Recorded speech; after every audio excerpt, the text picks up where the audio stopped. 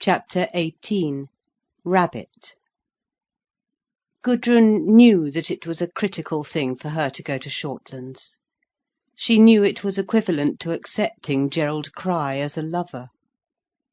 And though she hung back, disliking the condition, yet she knew she would go on. She equivocated. She said to herself, in torment recalling the blow and the kiss, "After all, what is it? What is a kiss? What even is a blow? It is an instant, vanished at once. I can go to Shortlands just for a time before I go away, if only to see what it is like." For she had an insatiable curiosity to see and to know everything. She also wanted to know what Winifred was really like. Having heard the child calling from the steamer in the night, she felt some mysterious connection with her. Gudrun talked with the father in the library. Then he sent for his daughter. She came accompanied by Mademoiselle. "Winnie, this is Miss Brangwen, who will be so kind as to help you with your drawing and making models of your animals," said the father. The child looked at Gudrun for a moment with interest before she came forward, and with face averted, offered her hand. There was a complete sang-froid and indifference under Winifred's childish reserve, a certain irresponsible callousness. "How do you do?" said the child, not lifting her face.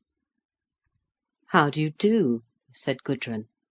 Then Winifred stood aside, and Gudrun was introduced to Mademoiselle. "You have a fine day for your walk," said Mademoiselle in a bright manner. "Quite fine," said Gudrun. Winifred was watching from her distance. She was as if amused, but rather unsure as yet what this new person was like. She saw so many new persons, and so few who became real to her. Mademoiselle was of no count whatever. The child merely put up with her calmly and easily, accepting her little authority with faint scorn, compliant out of childish arrogance of indifference. "Well, Winifred," said the father, "aren't you glad Miss Brangwen has come? She makes animals and birds in wood and in clay that the people in London write about in the papers, praising them to the skies." Winifred smiled slightly. "Who told you, Daddy?" she asked. "Who told me? Hermione told me, and Rupert Birkin." "Do you know them?" Winifred asked of Gudrun, turning to her with faint challenge. "Yes," said Gudrun. Winifred readjusted herself a little. She had been ready to accept Gudrun as a sort of servant. Now she saw it was on terms of friendship they were intended to meet. She was rather glad. She had so many half-inferiors, whom she tolerated with perfect good humour. Gudrun was very calm. She also did not take these things very seriously. A new occasion was mostly spectacular to her. However, Winifred was a detached, ironic child. She would never attach herself. Gudrun liked her, and was intrigued by her.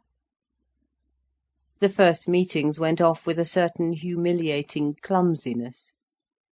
Neither Winifred nor her instructress had any social grace. Soon, however, they met in a kind of make-believe world. Winifred did not notice human beings unless they were like herself, playful and slightly mocking.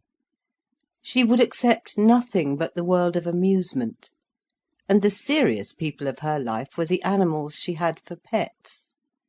On those she lavished almost ironically her affection and her companionship. To the rest of the human scheme she submitted with a faint, bored indifference. She had a Pekingese dog called Lulu, which she loved. "Let us draw Lulu," said Gudrun, "and see if we can get his luliness, shall we?" "Darling!" cried Winifred, rushing to the dog, that sat with contemplative sadness on the hearth, and kissing its bulging brow. "Darling one, will you be drawn? Shall its mummy draw its portrait?" Then she chuckled gleefully, and turning to Gudrun said, "Oh, let's!" They proceeded to get pencils and paper, and were ready. "Beautifulest!" cried Winifred, hugging the dog. "Sit still while its mummy draws its beautiful portrait." The dog looked up at her with griever's resignation in its large prominent eyes. She kissed it fervently, and said, "I wonder what mine will be like. It's sure to be awful." As she sketched, she chuckled to herself, and cried out at times, "Oh, darling, you're so beautiful." and again chuckling, she rushed to embrace the dog in penitence, as if she were doing him some subtle injury. He sat all the time with the resignation and fretfulness of ages on his dark velvety face. She drew slowly, with a wicked concentration in her eyes, her head on one side, an intense stillness over her. She was as if working the spell of some enchantment. Suddenly she had finished. She looked at the dog, and then at her drawing, and then cried with real grief for the dog, and at the same time with a wicked exultation, "My beautiful! Why did they?" She took her paper to the dog and held it under his nose. He turned his head aside as in chagrin and mortification, and she impulsively kissed his velvety, bulging forehead. "Sir Luley, Sir little Lucy! Look at his portrait, darling, look at his portrait that his mother has done of him." She looked at her paper and chuckled. Then, kissing the dog once more, she rose and came gravely to Gudrun, offering her the paper.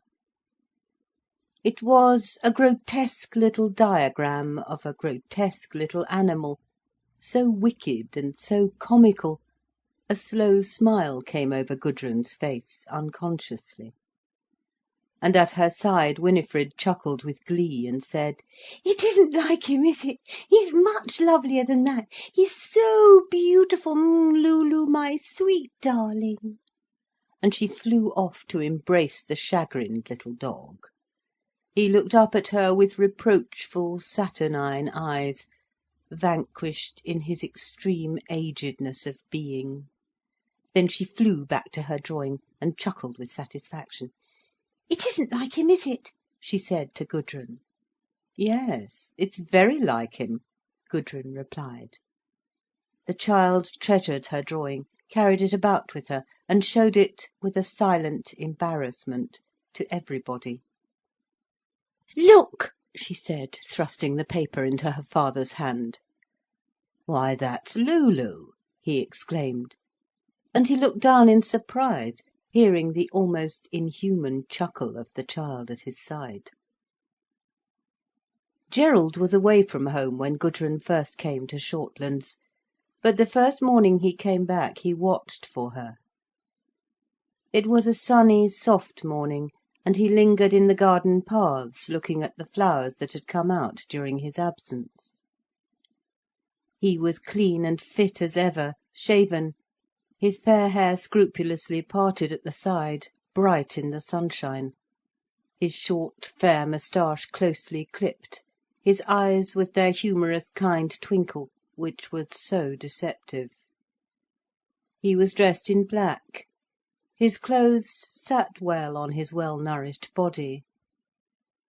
Yet, as he lingered before the flower-beds in the morning sunshine, there was a certain isolation, a fear about him, as of something wanting. Gudrun came up quickly, unseen. She was dressed in blue, with woollen yellow stockings like the Blue-coat boys. He glanced up in surprise. Her stockings always disconcerted him, the pale yellow stockings and the heavy, heavy black shoes. Winifred, who had been playing about the garden with Mademoiselle and the dogs, came flitting towards Gudrun. The child wore a dress of black and white stripes. Her hair was rather short, cut round and hanging level in her neck. "We're going to do Bismarck, aren't we?" she said, linking her hand through Gudrun's arm. "Yes, we're going to do Bismarck. Do you want to?" "Oh yes, oh I do. I want most awfully to do Bismarck. He looks so splendid this morning, so fierce. He's almost as big as a lion." And the child chuckled sardonically at her own hyperbole. "He's a real king, he really is." "Bonjour, mademoiselle," said the little French governess, wavering up with a slight bow, a bow of the sort that Gudrun loathed. Insolent. "Winifred veut tant faire le portrait de Bismarck.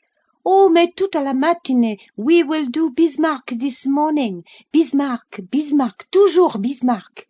C'est un lapin, n'est-ce pas, mademoiselle?"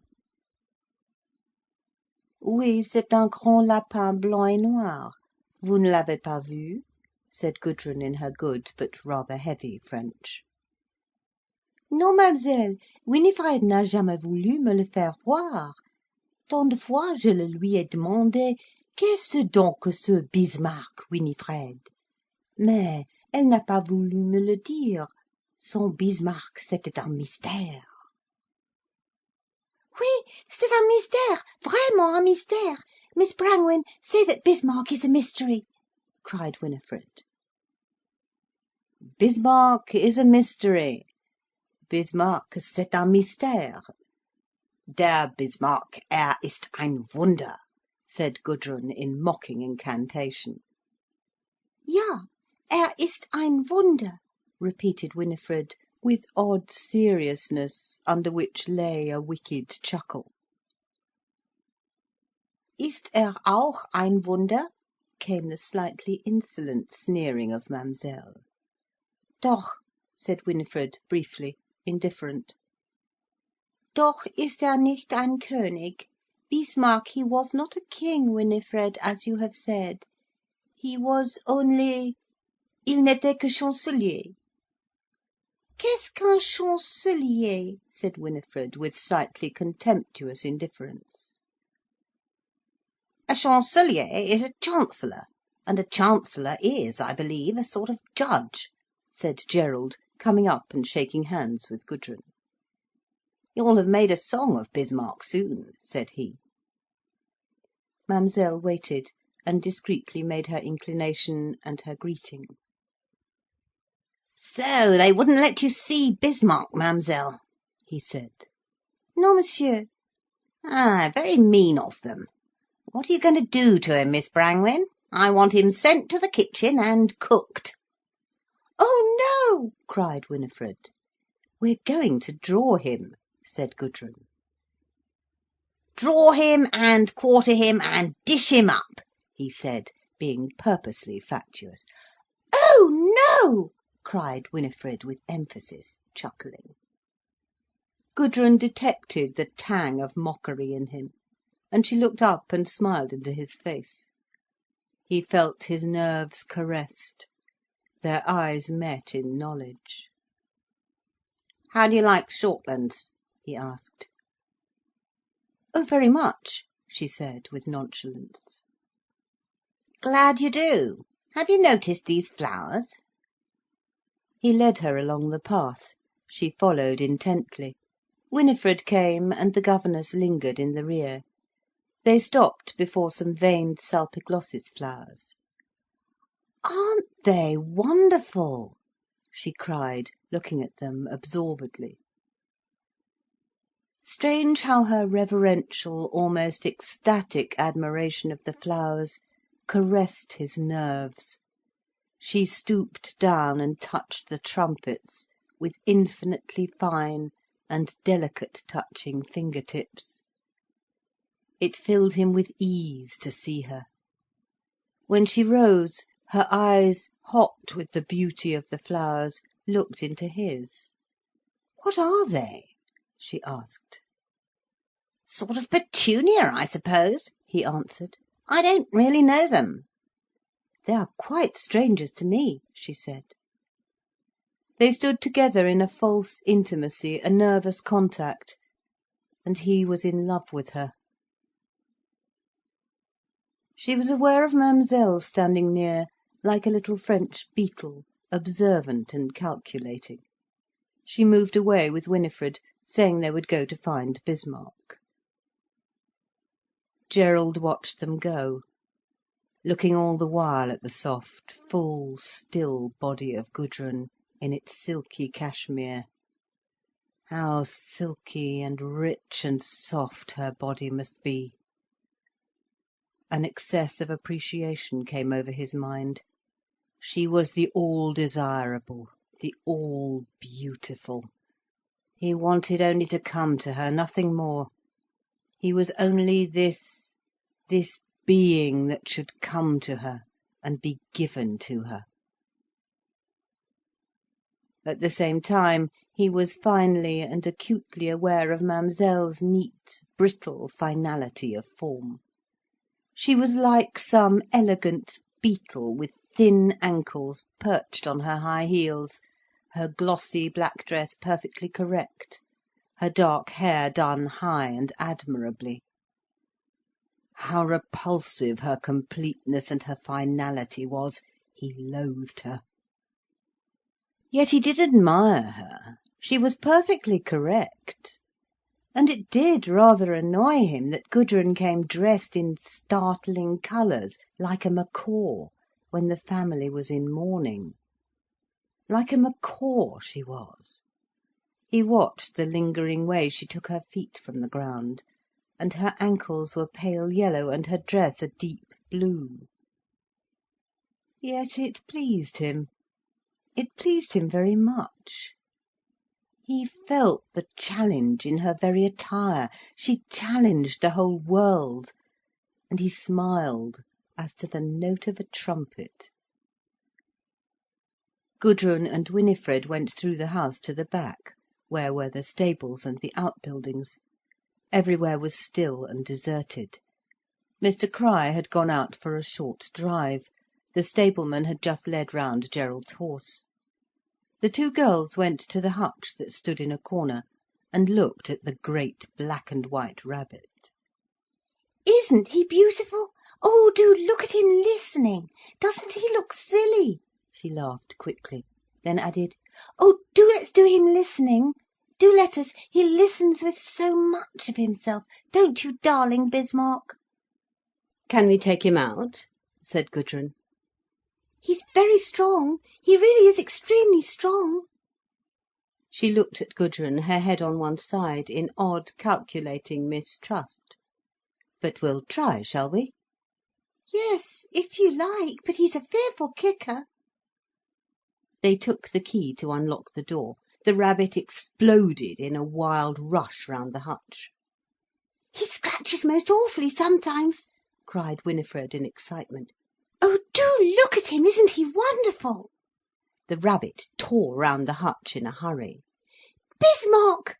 cried the child in rousing excitement. "How dreadful you are! You're beastly!" Winifred looked up at Gudrun with some misgiving in her wild excitement. Gudrun smiled sardonically with her mouth. Winifred made a strange crooning noise of unaccountable excitement. "Now he's still," she cried, seeing the rabbit settled down in a far corner of the hutch. "Shall we take him now?" she whispered excitedly, mysteriously, looking up at Gudrun and edging very close. "Shall we get him now?" she chuckled wickedly to herself. They unlocked the door of the hutch. Gudrun thrust in her arm and seized the great lusty rabbit as it crouched still. She grasped its long ears. It set its 4 feet flat and thrust back. There was a long scraping sound as it was hauled forward, and in another instant it was in mid-air, lunging wildly, its body flying like a spring coiled and released, as it lashed out, suspended from the ears. Gudrun held the black and white tempest at arm's length, averting her face. But the rabbit was magically strong. It was all she could do to keep her grasp. She almost lost her presence of mind. Bismarck, you're behaving terribly," said Winifred in a rather frightened voice. "Oh, do put him down, he's beastly." Gudrun stood for a moment astounded by the thunderstorm that had sprung into being in her grip. Then her colour came up. A heavy rage came over her like a cloud. She stood shaken as a house in a storm, and utterly overcome. Her heart was arrested with fury at the mindlessness and the bestial stupidity of this struggle. Her wrists were badly scored by the claws of the beast. A heavy cruelty welled up in her. Gerald came round as she was trying to capture the flying rabbit under her arm. He saw, with subtle recognition, her sullen passion of cruelty. "You should let one of the men do that for you," he said, hurrying up. "Oh, he's so horrid!" cried Winifred, almost frantic.